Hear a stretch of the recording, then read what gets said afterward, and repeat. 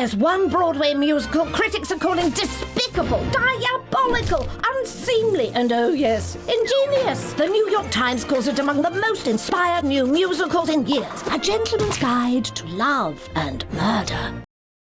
I've decided to marry you. I've decided to marry you. I've decided, though Henry's gone, that life goes on for me. I have thoroughly thought it through, and the man that I want is you. Though it's true there are quite a few who'd strongly disagree. Nonetheless, I will marry you. I confess that I'm frightened too, but unless I am wrong, you long for love as much as I. This is quite unconventional, I admit, but why should that matter a whit? And if you do not say yes at once, I think I'll die. Yay! Bravo.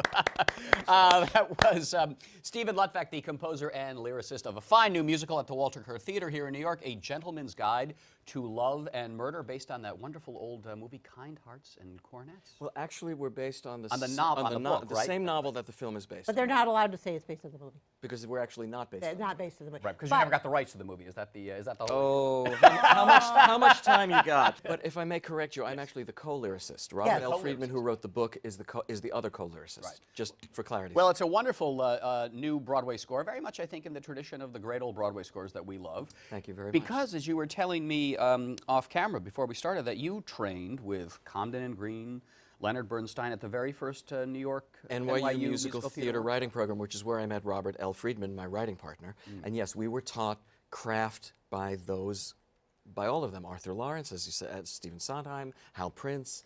They were all alive and working and happy to teach. What were some of the key things that you learned that you have applied to writing?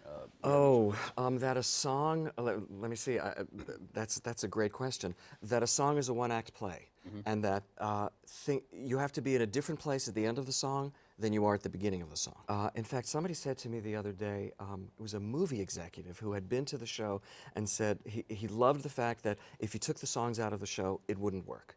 Interesting. Which is a great way, which should be the case. Right. Yes. Right? And right? but the other thing I noticed with the score, too, is, and I think you probably might have picked this up from, Steve Sondheim, perhaps, but because you have so many distinctive characters in the show, each song is closely identified and linked with a particular personality. It's the personality that drives the song.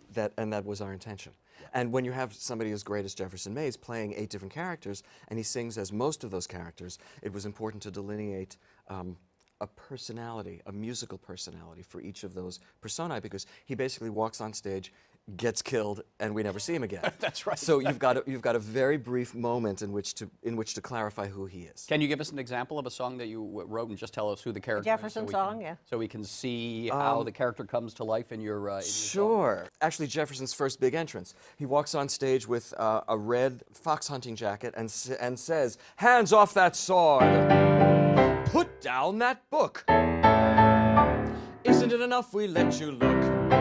I hate to dash your futile little hopes, but you pay your sixpence and stay behind the ropes." You know who he is? Yep. Yes. Yep. Right. Yep. And the chorus of this, I'll just slip a little further. He No, please says, go ahead. "I don't understand the poor." No, I don't understand the poor. The lives they lead of want and need. I would think it would be a bore. And on we go from there. That's very good. Go on. More? Yeah, please. It seems to be nothing but stubbornness. What's all the suffering for? To be so debased is in terrible taste. I don't understand the poor.